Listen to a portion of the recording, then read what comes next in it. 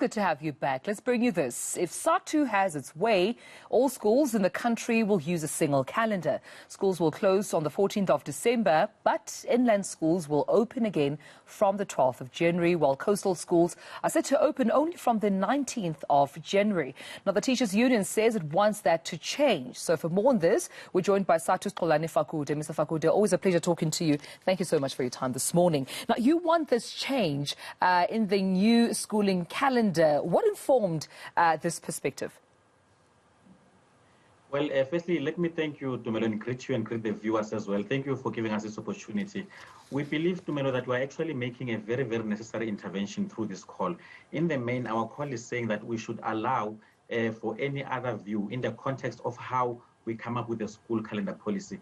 For instance, Tumelo, what we say as a union is that in 2018, we had a single calendar for the entire country. And we believe, from our view, that actually led to some improvement in terms of efficiency, in terms of administration as well, in terms of monitoring and evaluation as well. So we are saying, that it is very, very necessary as far as we are concerned to actually have a single calendar so that we can also facilitate even families being able to unite over holidays, etc. We believe that initially, when we came with a policy of a staggered approach in terms of the coastal and inland provinces, that was based mainly on other arguments, which were non-educational, by the way.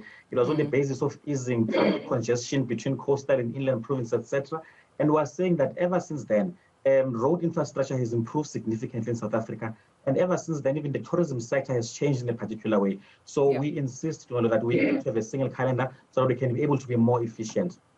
It's no secret that COVID-19 has impacted even on teaching time. What are some of the lessons there, just in terms of making this, call that you've considered around teaching time and making sure that both teachers and pupils do not miss out on time in the classroom, but also on the curriculum itself, that they're not left behind?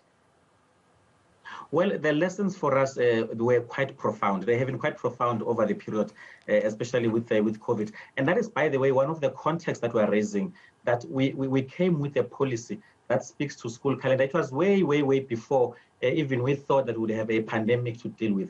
So some of the lessons that we are taking on board is that we need to have a uniform way in terms of how we actually monitor and evaluate our schooling system. We need to be able, as multiple stakeholders as well, as a key lesson from COVID, to be engaged. Like we are saying here, is that we need to come up with educational arguments.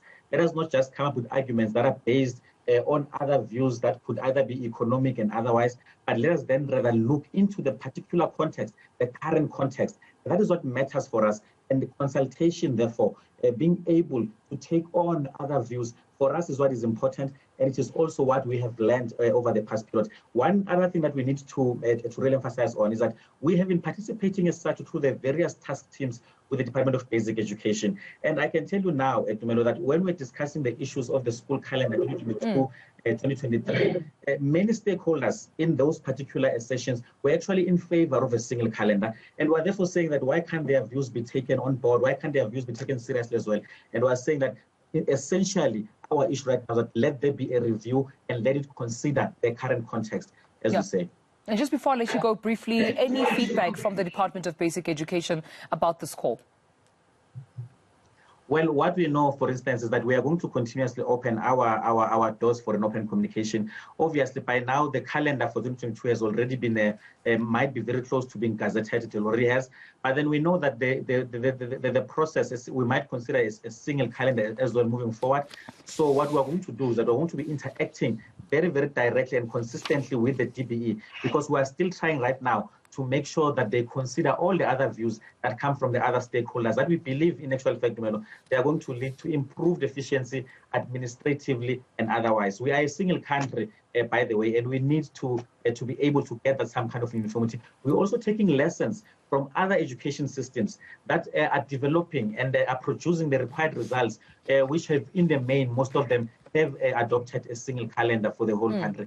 So we believe that we've got lessons that we can take and we can move forward in that regard. All right, we'll leave it there. Thank you for speaking to us. Sadtu's Xolani Fakude speaking to us there about the call they've made to the changes to the 2023-2024 school calendar.